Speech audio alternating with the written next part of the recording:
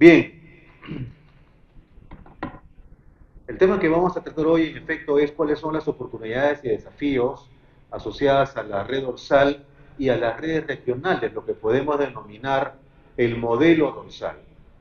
Estamos acostumbrados a que siempre nos refiramos a la red dorsal de manera específica. De hecho, los grandes esfuerzos que han habido para plantear alternativas de sostenibilidad están asociadas mucho más, están concentradas mucho más en la red dorsal que en las redes de transporte y de acceso regional. Uno de los, uh, uno de los puntos de partida que quisiéramos plantear en esta conversación es que pasemos a conversar sobre el modelo dorsal en su conjunto. Dicho esto, lo que podemos mencionar es dónde nos encontramos ahora, antes de proceder con las preguntas, ¿no? ¿Dónde nos encontramos ahora?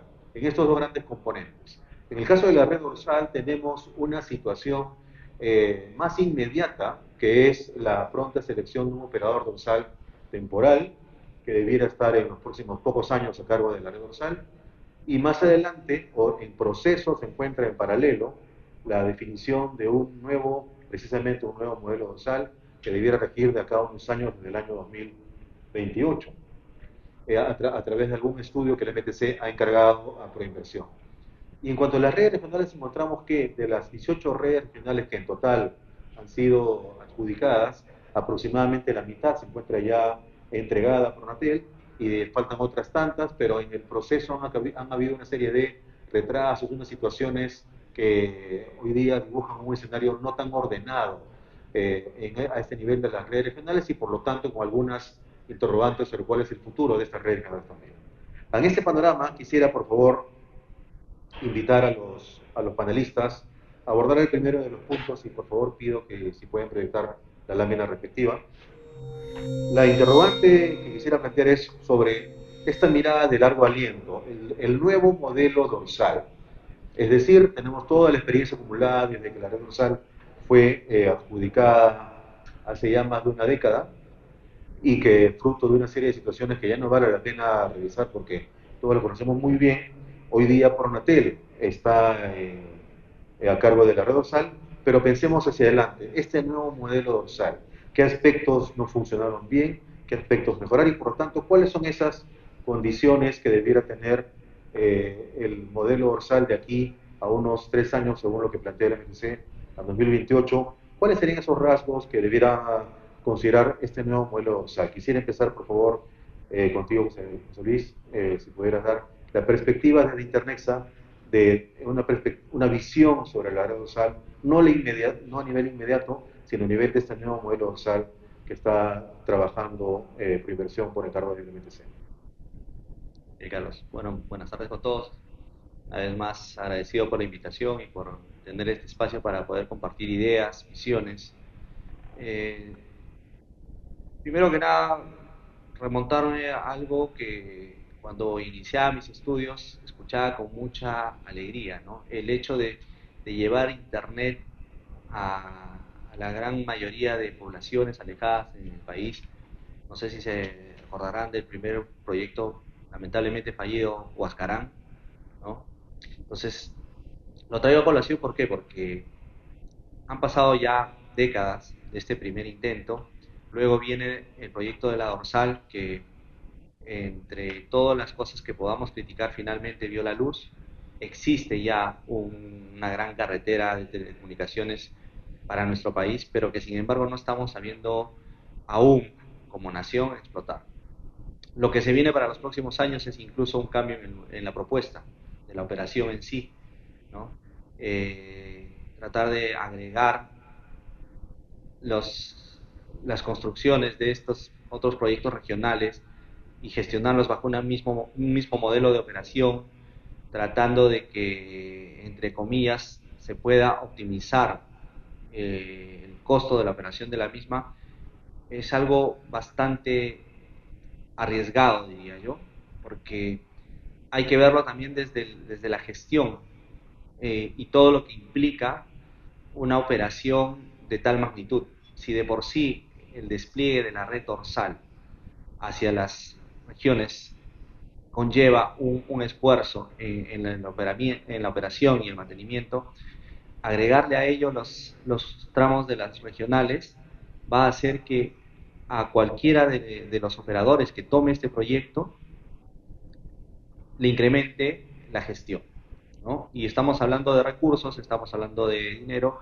y hago la invitación a que siempre, antes de todo tipo de proyecto de esta envergadura, se haga partícipe al sector privado, a nosotros, a los operadores, porque más allá de la visión que podríamos compartir con el Estado, está también el tema de qué es lo que esperamos nosotros para poder ser partícipes de estos proyectos. ¿Cómo es que el proyecto, más allá de beneficiar a las comunidades, al país, va a beneficiar a la entidad privada? Porque hay que hablarlo con toda transparencia y con toda seriedad. El privado, cualquier proyecto que vaya a ejecutar o que vaya a administrar en este caso, va a tener que ver sus números. Entonces, es bueno que nos sentemos de manera transparente, de manera amplia, a discutir esto con quien hoy es responsable de la administración y que va a heredar la misma a un próximo privado y que pueda ser bien llevada de esa manera. Bien, muchas gracias, José Luis. En ese mismo sentido, Mesías, por favor, bueno, todos sabemos que Mesías tiene una participación especial en toda la concepción, ¿no?, del modelo dorsal, de modo tal que con toda esta experiencia y trayectoria acumulada en la última década, ¿cuál es la mirada que tú nos puedes dar, Mesías, sobre esa visión? No en lo inmediato del operador dorsal temporal, sino de acá a unos años, con ese nuevo modelo, ¿cuáles son esas principales características que debiera tener? En particular, y aquí tenemos una lámina que lo muestra, el MTC se ha pronunciado sobre la posibilidad de integración entre la red dorsal y la red de transporte regionales, sin que exista, hasta donde sabemos de por medio, una evaluación comparativa respecto a la otra posibilidad, que es la integración de la red de transporte regional con las redes de acceso regional, que vendría o no de la mano con la excisión de ciertos tramos de la red dorsal. ¿Cuál es la mirada que nos puedes dar sobre esas características que debiera tener un nuevo modelo dorsal? Gracias, Carlos. Buenas tardes a todos. Mi sincero agradecimiento por haber tenido la gentileza y la generosidad a la vez de invitarme a este importante conversatorio. Yo pienso que eh, cuando iniciamos la definición, el modelo desde el punto de vista técnico, legal en nuestro país sobre la ley de banda ancha, ya hemos pasado mucho tiempo. Incluso entre el 2000, cuando muchos de ustedes recordarán, cuando existió el CODESI, en todas sus mesas de ese entonces, de la Sociedad de la Información, ya se hablaba de la banda ancha. Y luego entre el 2005 y el 2010 se estableció a nivel del ministerio también por un grupo multidisciplinario lo que era la banda ancha. Y luego en el 2012 tuvimos la oportunidad de impulsar la ley de banda ancha, precisamente con el objetivo que hoy creo yo, permíteme Carlos y todos, refrescarles. ¿Cuál es el objetivo de una conectividad en realidad? El objetivo de una conectividad, en primer lugar, es lograr la transformación del Estado. En segundo lugar, que sirva de soporte para la transformación digital productiva de nuestro país. En tercer lugar, cerrar las brechas digitales a nivel nacional para poder de esa manera dar de mejor manera los servicios públicos, ya sea en salud, ya sea en educación, a los cuales yo considero como los motores, incluso podríamos hablar de una hiperdigitalización, que sean los motores de esa digitalización. Y por otro lado, no menos importante, es lograr la integración estratégica de nuestro territorio. Más aún que nuestro país es un país multitecnológico. Y es ahí que nosotros tenemos que ver en el espacio y el tiempo cuándo surgió la ley de banda ancha y cuándo se inició. En 2014 entró en operación la red dorsal en un esquema distinto, donde en primer lugar, cuando se diseñó la red dorsal de banda ancha, se hizo con la tecnología del 2012 y se instaló el 2014, es decir, 12 años de tecnología, que ya ha quedado totalmente desfasada. Y por otro lado, también hay que ver con claridad los componentes que tiene la red dorsal de banda ancha. En el caso, por ejemplo, de la parte de la fibra óptica, la planta externa, que todos sabemos que es lo más difícil de una planta telefónica. Antes, cuando hablábamos tradicionalmente de una telco, era el 66% de la inversión privada estaba en la planta externa. Y por otro lado, también hay que tener en cuenta los equipos de energía, los equipos de seguridad, la infraestructura y, por supuesto, los equipos que están en el core, los IP servers, los routers, es decir, todo que ha ido cambiando. Incluso, fíjense, también algo muy importante que muy poco se dice en nuestro país, que tiene que ver con la importancia del IPv6 y el IPv4. Cuando hoy debemos estar impulsando el IPv6 con todo, incluso el IPv6 mejorado, que es una versión superior a la que actualmente nosotros conocemos. En ese sentido, debemos de analizar, ya no en ese contexto, sino en la realidad actual. El tiempo ha cambiado. Y ahí tenemos que ver ya no solamente la red dorsal de manera separada, sino creo que debemos de verlo de manera integrada. Es decir, tanto la red nacional como las redes regionales, tanto en transporte como en el acceso. Y es ahí donde debemos de hacer algo muy urgente y respectivo y necesario. Recordando una vez más cuáles son los objetivos. Recordemos que todo lo que estamos hablando es el medio, no es el fin. El fin son lograr el cierre de brecha digital, integrar a nuestro país y, por supuesto, transformar al Estado y al gobierno y también la transformación digital productiva. Yo pienso que por ahí debemos de empezar ya en darle un enfoque distinto con las tecnologías actuales y algo que debemos también reflexionar. La tecnología avanza más rápidamente que lo que significa la parte legal y también lo que significa la parte administrativa, por no decir otra cosa. Gracias, Carlos. Gracias, Mesías. Bien, Cristian, vamos a recoger algunos de los mensajes claves de Mesías respecto a cuáles son esos objetivos, ¿no? La visión, es decir, cerrar las brechas, promover la transformación del Estado, promover la transformación productiva del país. Quizás los indicadores son bastante elocuentes en el sentido que la red dorsal, tal como funciona hasta hoy, no ha no ha logrado esos resultados. En ese sentido, mencionábamos hace un rato que el MTC se ha pronunciado sobre la posibilidad de integración entre la red de transporte regional junto con la red dorsal, sin que exista, hasta donde sabemos, una evaluación versus la alternativa de integración entre la red de transporte y acceso regionales. De cara al cumplimiento de objetivos que menciona Mesías y cara al objetivo de sostenibilidad que también mencionó hace un rato José Luis. ¿Cuál es la mirada de ustedes, Gilad, al respecto? Bueno, gracias Carlos por la pregunta y gracias a Conecta por la invitación. Es un placer estar acá nuevamente.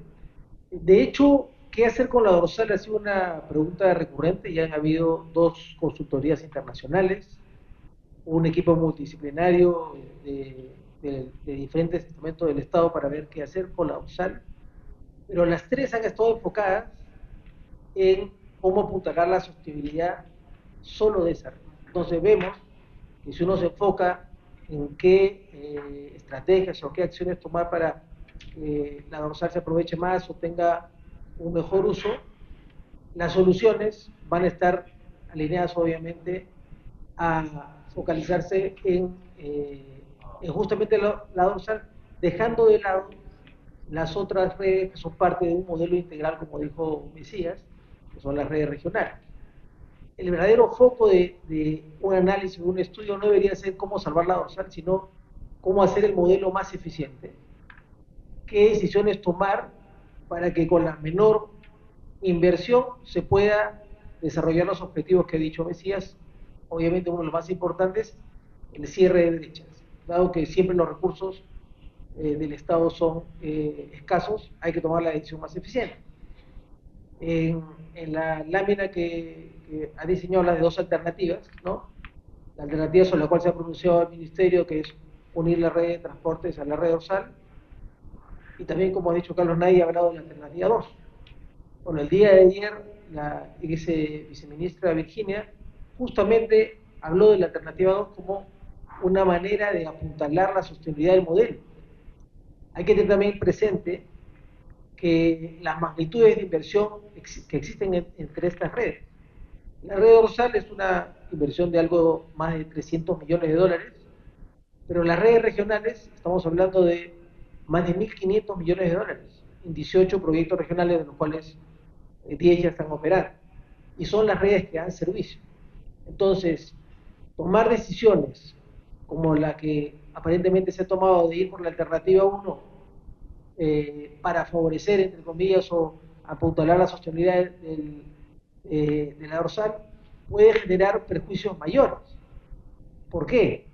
Porque esta unión de la red de transporte con la red dorsal va a generar un operador que va a competir con las redes de acceso.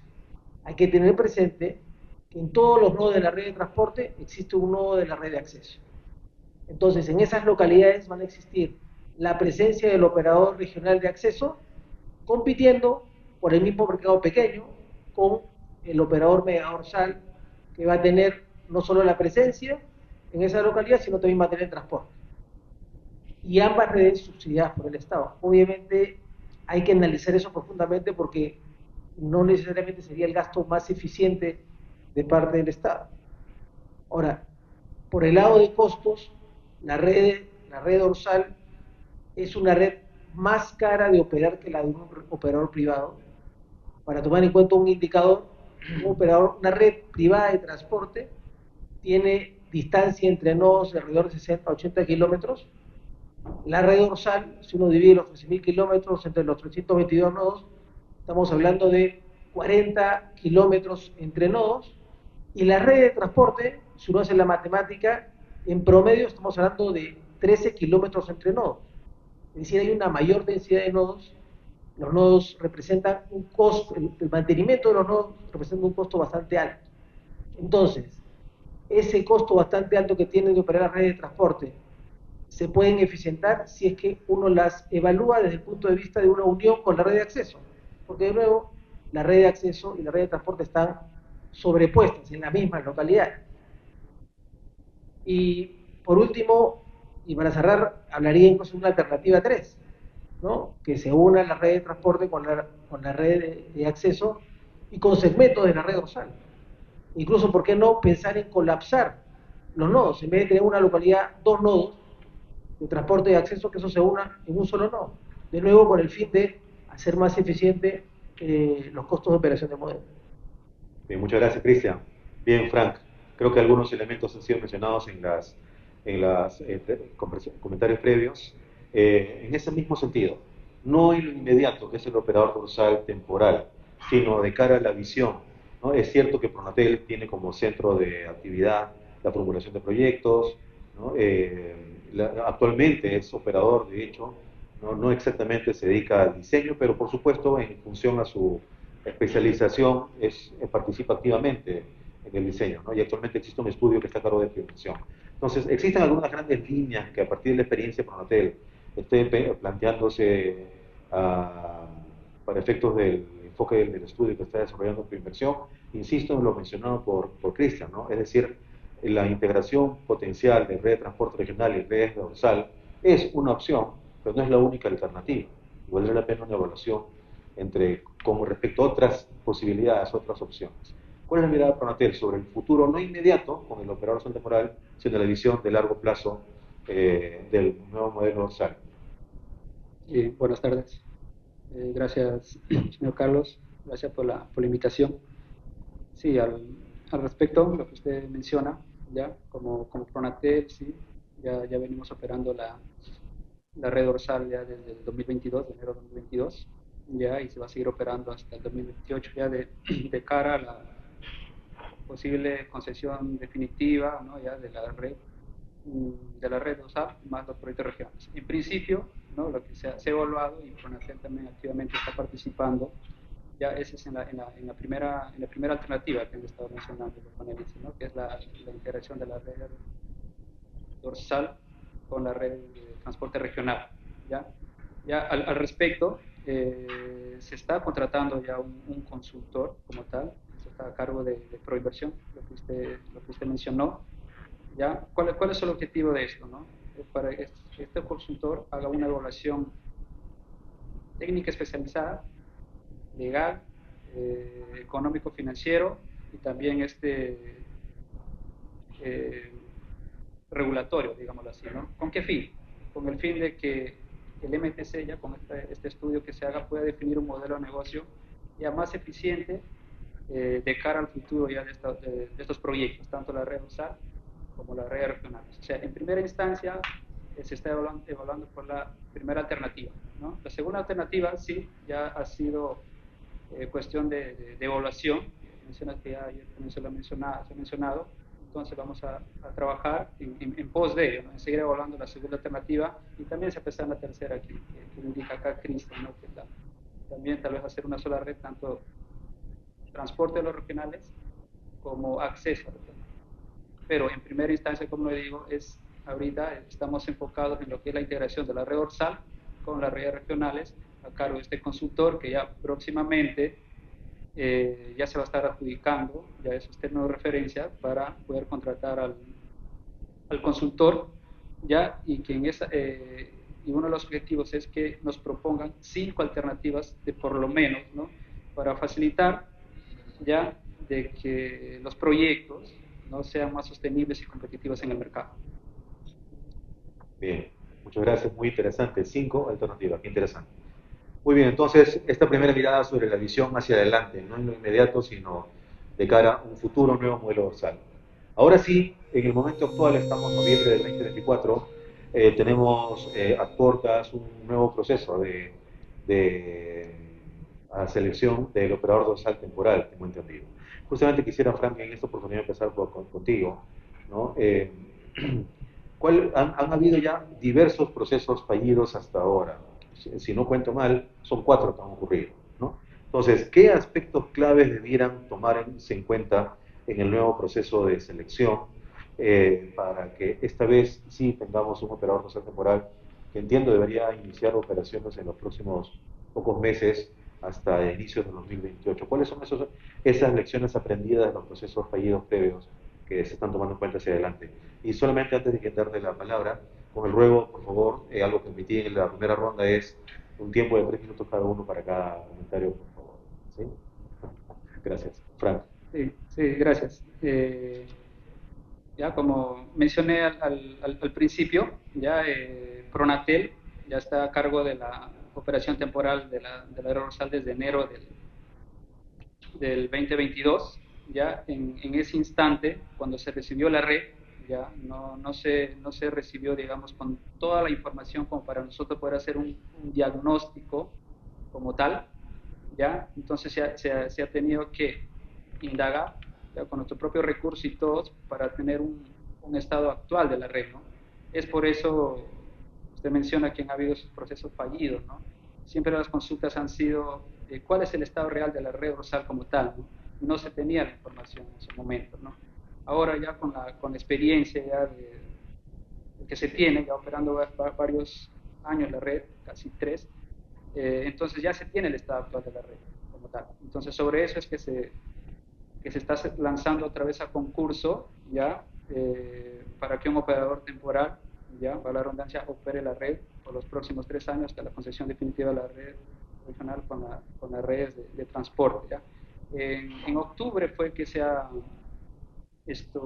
publicado ya los términos de referencia como tal, ya se han hecho consultas al respecto, ya hay bastantes consultas, por cierto, que están en evaluación por parte de la Dirección de Ingeniería y Operaciones, ya que se estima que a mitad de semana, de la siguiente semana, ya estén resueltas y se vuelvan nuevamente a convocar estos términos de referencia.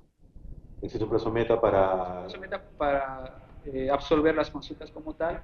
Entonces ya se estima que a finales de diciembre o a principios de enero ya se tenga la adjudicataria como tal, ¿no? Todo va a depender también si es que no haya más consultas. Bueno, gracias. Bien, quisiera pedirte, Mesías, si a partir de lo que ha mencionado Pronatel, ¿no? Si nos remitimos a la situación actual, sobre esta necesidad, este carácter imperativo de que haya un operador dorsal de carácter privado, alguien especializado en el tema, dado que Pronatel, si bien cierto, tiene mucha solvencia en la formulación y supervisión de proyectos, pero la operación no es un foco natural de Pronatel, ¿no es verdad? Entonces, han habido varios procesos fallidos, estamos seguros que conoces cómo han ido evolucionando. Hay un par de características que podrían estar relacionadas con estos procesos fallidos, ¿no? ¿Qué es lo que está pasando con los ingresos de la red dorsal, por un lado? Y por otro lado, cómo podría haber habido algún deterioro, alguna evolución no sin suficiente mantenimiento de parte de la red dorsal debido precisamente a que Pronatel, aún con su mayor esfuerzo, no es un operador especializado en este tipo de redes, ¿no? Por lo tanto, ¿cuál es tu mirada sobre qué aspectos claves debiera tener este concurso que se viene ya, como decía Fran, octubre, noviembre, diciembre debiera estar este proceso concluido? ¿Qué aspectos claves consideras que debieran ser tomados en cuenta para el operador dorsal temporal que vaya a ser seleccionado? Bueno, en primer lugar, considero de que el proceso tiene que ser transparente, eh, que todos conozcan la información, todos aquellos que estén interesados. Si no hay transparencia, sin lugar a dudas, no va a tener esa posibilidad de que los postores puedan conocer cuál es la situación real de la planta. Ya lo dijo Fran, ese ha sido anteriormente uno de los factores de que no ha permitido precisamente que se conozca la realidad, a ciencia cierta, porque la planta externa, como dije, a nivel nacional en fibra óptica es bastante, digamos, pesado en el buen sentido de la palabra, para darle la operación y mantenimiento, y también los equipamientos, las licencias que tienen que tener los equipos de software, el tema relacionado con los genéricos. Por lo tanto, ese tema me imagino que ya Pronatel ya lo ha definido. Pero por otro lado, también está el tema de la importancia del beneficio y costo que debe tener esta importante red. Por ejemplo, saber qué es lo que ofrece Pronatel para que los operadores puedan hacerse cargo del mantenimiento y de la concesión, bueno, la parte temporal en este caso, para dar un mantenimiento a esta red. Por otro lado, sí creo de que Pronatel está haciendo un gran esfuerzo, no le podemos negar también ese trabajo que vienen haciendo, porque haber asumido toda esta red, disculpen la palabra, un monstruo a nivel nacional, porque sin lugar a dudas, tener cuadrillas, porque yo no sé su NOC cómo está trabajando, no sé si tienen el equipamiento necesario, respectivo, para el mantenimiento de las redes a nivel nacional, los reflectómetros, para ver la avería de las redes, donde se utilicen para dar el mantenimiento a la planta externa, igual de seguridad. Por lo tanto, si para que tenga éxito este proceso, tiene que haber transparencia, tiene que definirse los beneficios que va a tener la operadora que va a cumplir.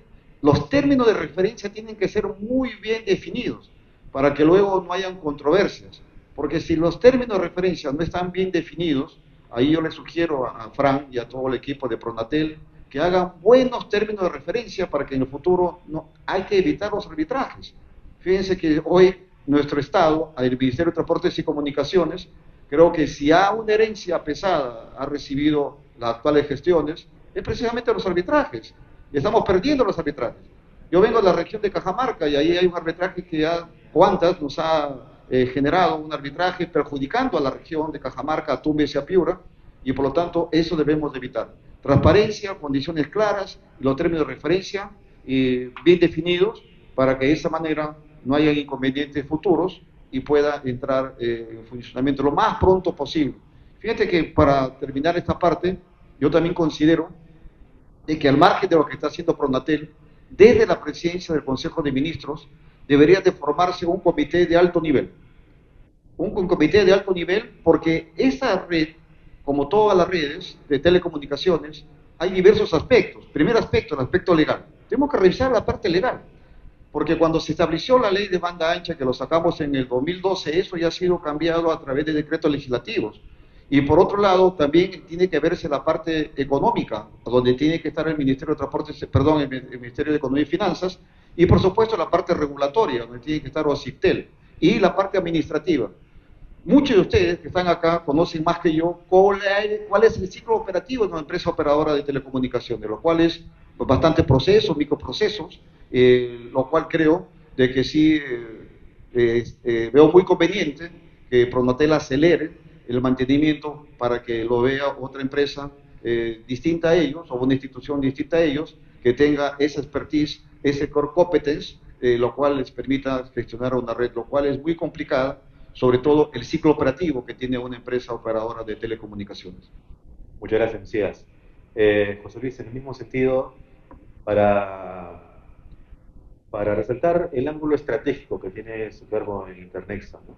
Desde un punto de vista estratégico, ¿cómo empatar este proceso de selección que se viene del operador dorsal temporal por 3 años con la visión de modelo dorsal que hace un momento nos diste?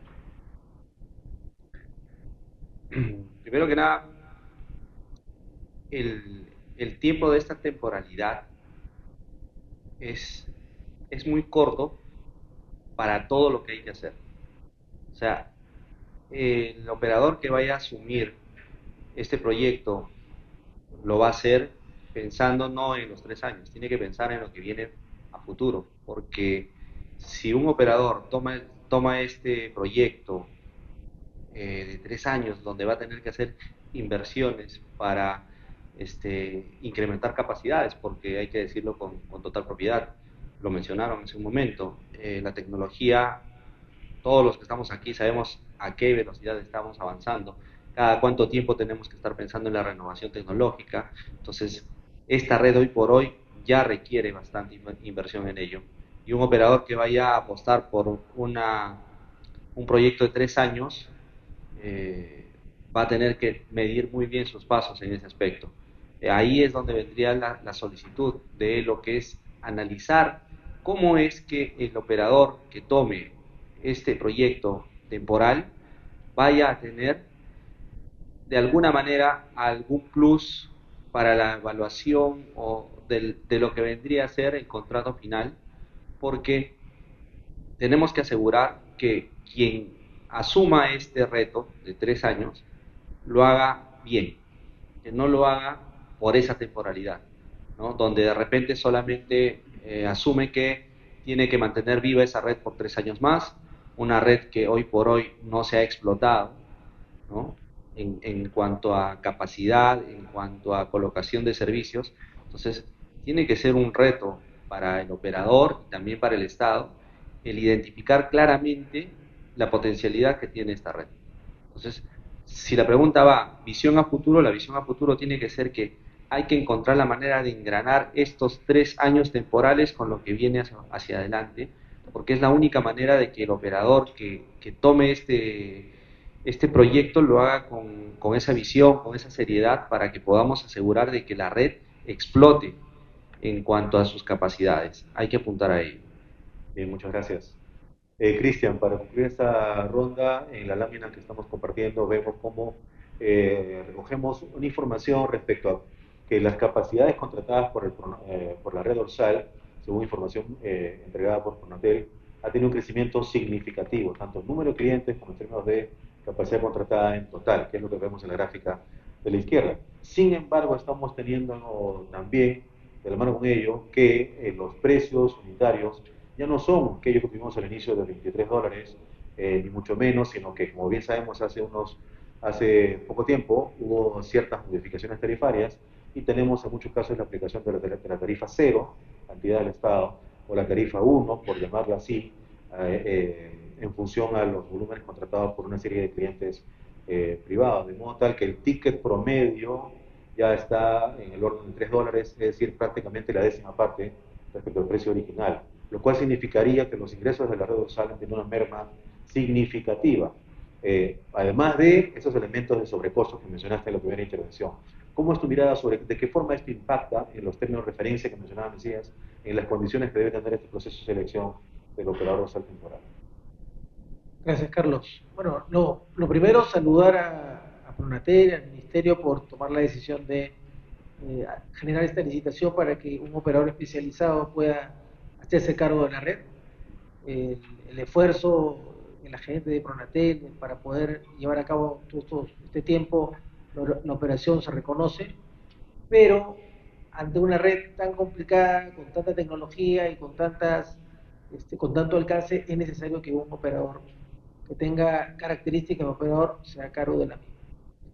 En relación a tu consulta, es relevante lo que mencionas y lo que está en la presentación, porque los ingresos netos han caído, pero los costos operativos están ahí, incluso han aumentado, e incluso también hay una cantidad de adecuaciones que hay que hacer a la red. Pronatel ha enviado a diferentes operadores un estudio de mercado con un TDR, un término de referencia, y se habla justamente de ecuaciones que, como dijo Frank, ya tienen identificadas, ¿no? Hay como 200 kilómetros de fibra que hay que levantar por atenuaciones o cortes, hay nodos también que tienen contingencias, sistemas de energía, de climatización, seguridad, y un largo upgrades de la red IP que involucran cambios de equipamientos. No es un proyecto que sea solamente de operación, sino hay una inversión muy importante que realizar. Entonces, esto es relevante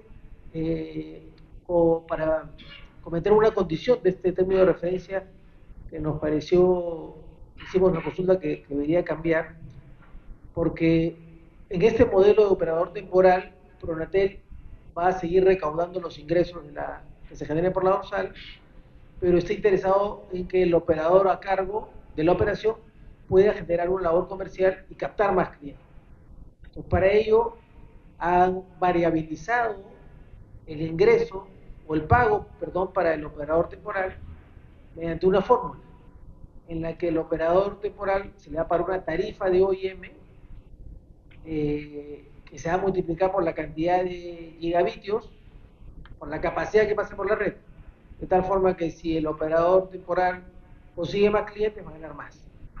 Esto en principio, ese lineamiento está bien, pero el problema tal como está formulado, es que si uno divide el costo de operación de la dorsal, más las adecuaciones, entre la capacidad actual, que ya ahí dice 70 gigabitios, pero ahora está en 80, igual sale más de 40 veces la tarifa actual. Entonces, significa que Pronatel va a recaudar uno de los usuarios de la dorsal y va a pagarle, y le pagaría, si se queda esta fórmula, 40 al operador temporal.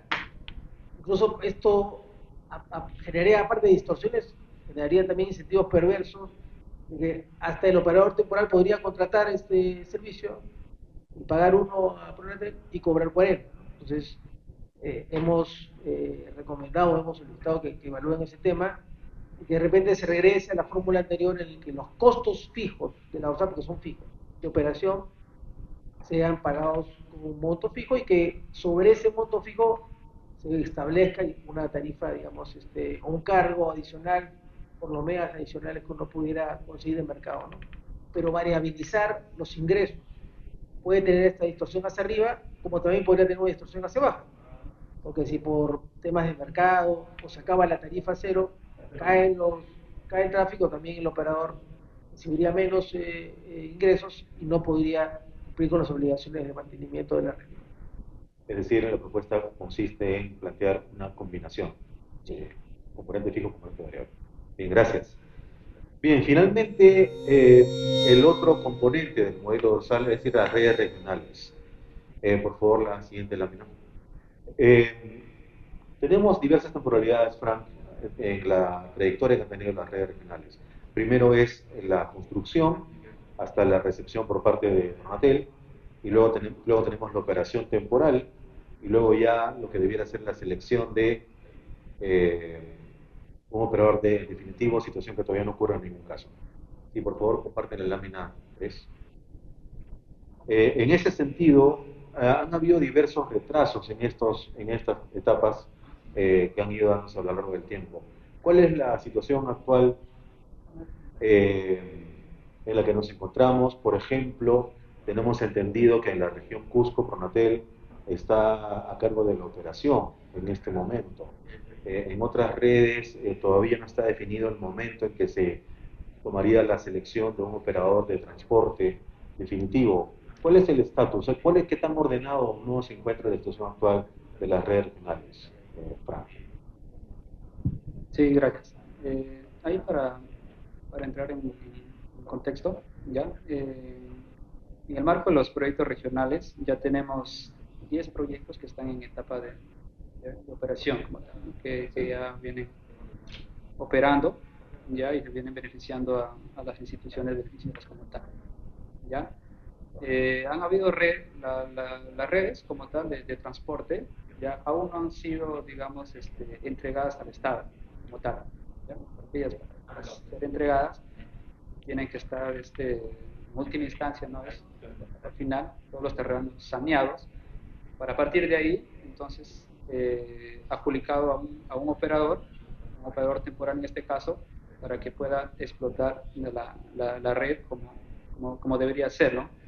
Porque a la fecha, como está diseñado los contratos de financiamiento, las redes como tal no podrían ser comercializadas, ¿ya? Pero digamos así, a mediano plazo, lo que estamos haciendo como es Cusco, ¿ya? Lo está operando Pronatel, ¿ya? Pero a la par también igual se está contratando un operador temporal, ¿ya? Para que también en la misma línea que la red dorsal también sea operada por un operador privado, en este caso, ¿no? O sea, todo va a ser en la medida de cuando las redes sean entregadas al Estado como tal. Ok, entonces en este momento Cusco sí está claro por Pronatel, pero está en la agenda seleccionar un operador temporal Así es, especializado. así es. Muy bien, gracias. Cristian, en total son 6 los operadores regionales. Gilat tiene una participación importante en las redes regionales. Es lo que mencionamos sobre estos diversos retrasos que han habido a lo largo del tiempo y la fotografía a hoy. ¿Cuál es la experiencia que tiene Gilat y cuáles son las propuestas que tienen ustedes para superar esta situación no tan ordenada en que se encuentran las redes regionales actualmente?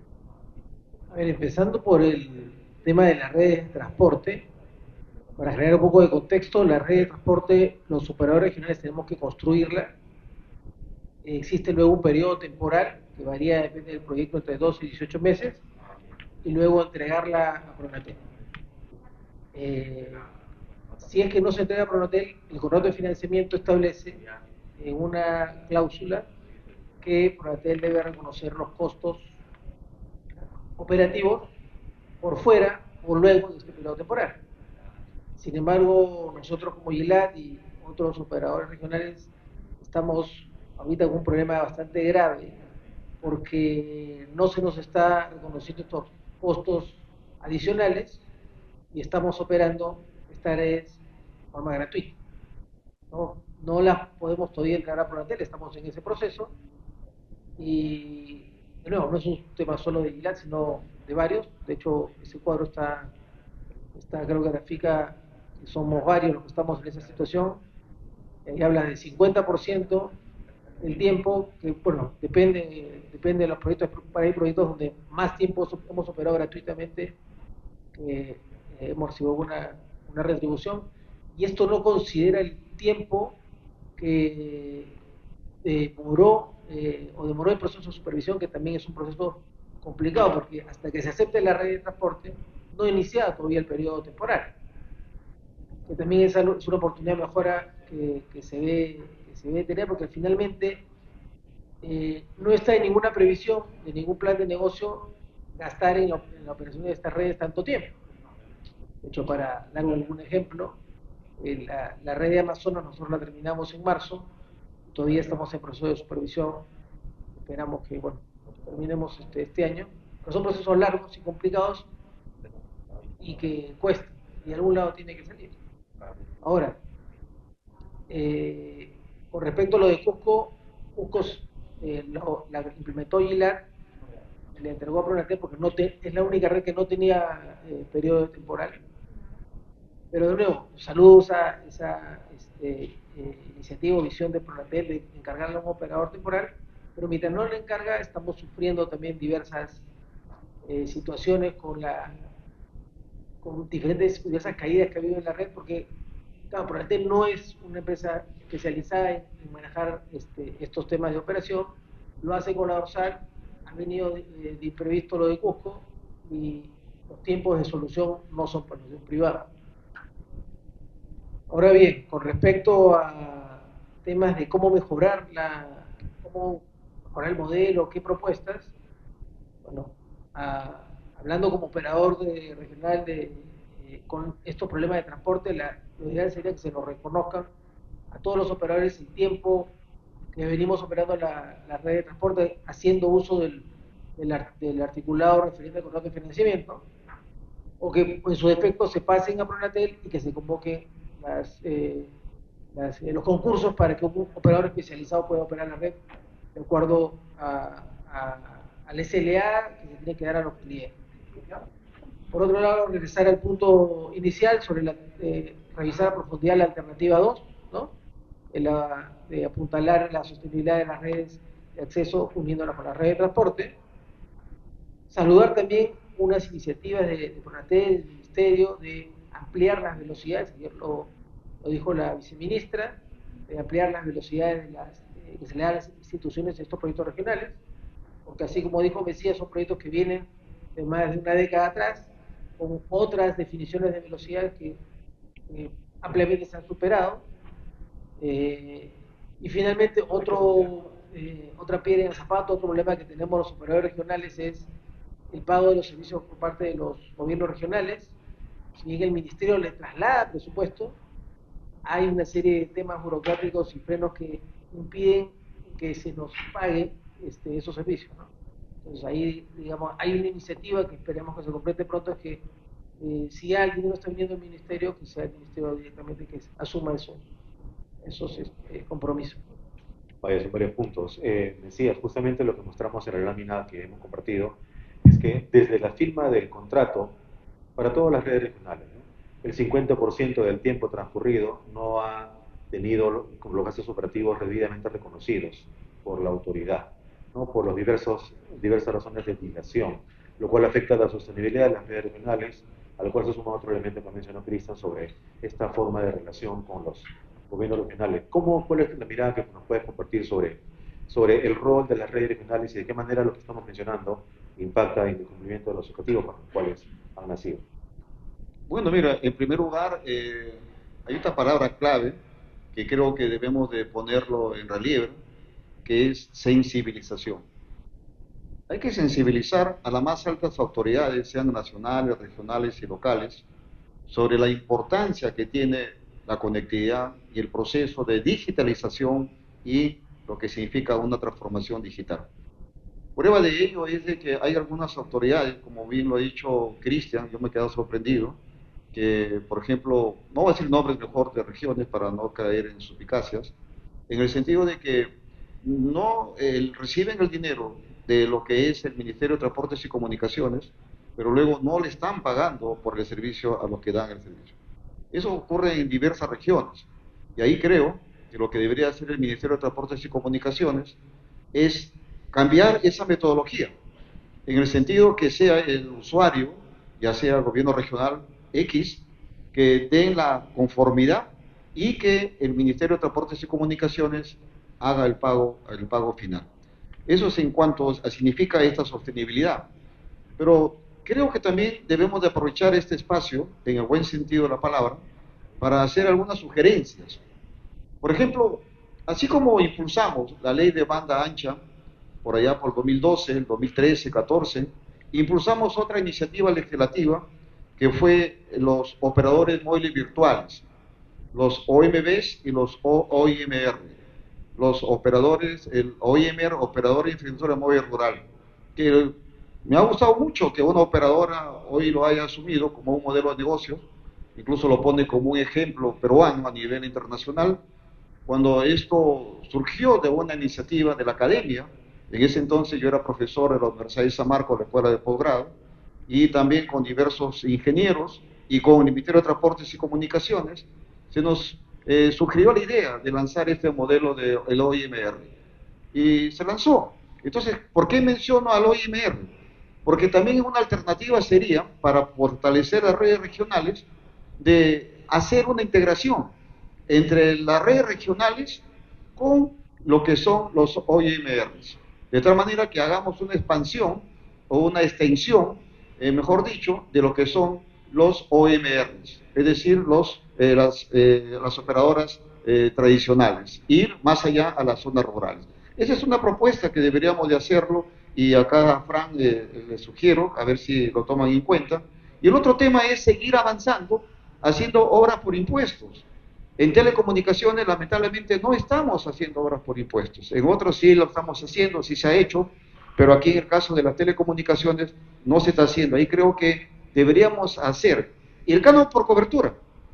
El canon por cobertura que lo estamos haciendo a nivel de operadores móviles, lo cual está muy bien, pero sin embargo también deberíamos de trasladar del móvil al fijo, de tal manera que podamos extender la conectividad a las zonas. Mire, acá hay un concepto que debemos ver, las zonas rurales y las zonas periurbanas. Yo pienso que ambas necesitan una visión. Por supuesto que seguramente muchos dirán, sí, Mesías, pero es ser muy paternalista, pero lo que pasa, fíjense que en una situación como vive nuestro país, tenemos que hacer la doble estrategia, push-pull, es decir, presionar y jalar. Si no hacemos eso, la conectividad digital a nivel nacional no se va a expandir. Y la otra que yo me permito también poner en esta mesa para seguir impulsando las redes regionales, es crear lo que es el Fondo Social de Compensación Digital.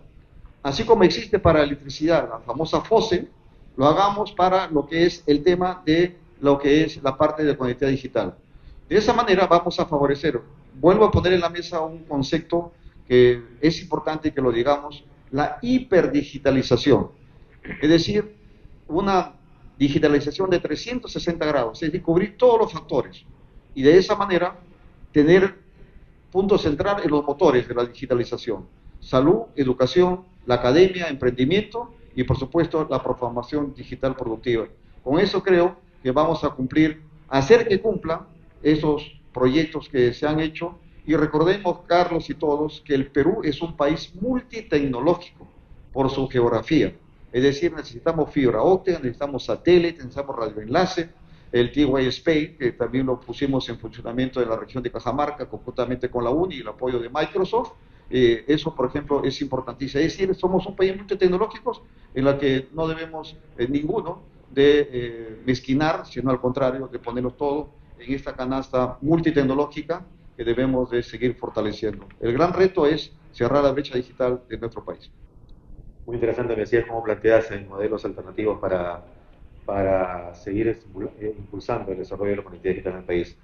José Luis, estamos con el semáforo rojo en el manejo de tiempos, de modo tal que en tu calidad de último panelista te ruego si podemos ceñirnos a los 3 minutos para luego robar 2 minutos finales con las conclusiones. Internet es un operador de transporte nacional, ¿no? Entonces no tiene una experiencia específica como operador regional, sin embargo tienes la mirada que nos compartiste en la primera ronda sobre la visión del modelo dorsal.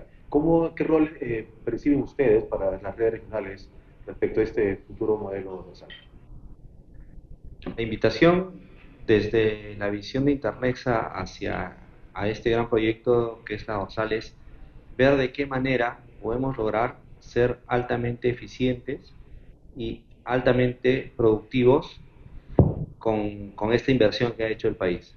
Entonces, estamos entrando a una nueva etapa de administración que se busca para los próximos meses, los próximos años.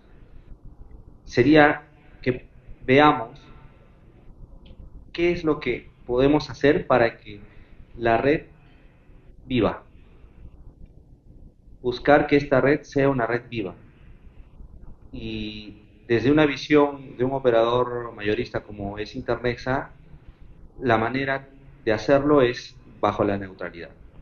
Si nosotros encontramos y promovemos hacia los operadores, que son los principales clientes para este tipo de redes, que este es el mejor medio, esta es la mejor manera de asegurar y garantizar la calidad de sus servicios, vamos a lograr que esta red empiece a generar tráfico, empiece a ser rentable, empiece a ser un proyecto viable.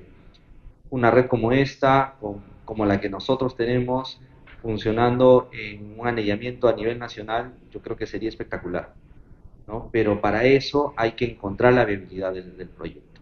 Entonces, yo cierro mi participación con esto, invitándonos a todos a que seamos promotores de este tipo de visiones, de este tipo de retos que debemos de plantearle a quienes, a las entidades que gobiernan estos proyectos, que supervisan, porque al final la inversión que ha hecho el país es en aras de generar la conectividad de todos los peruanos. Y si vamos a tener una red de tamaña envergadura a cuentagotas, viendo cómo hacemos para que sobreviva solamente estando encendida, es un proyecto lamentablemente que no está cumpliendo con su objetivo. Así que la invitación desde nuestra posición es esa: encontremos la manera de que la red sea atractiva, sea competitiva y que brinde la calidad de servicio que se requiere para cualquier tipo de telecomunicaciones.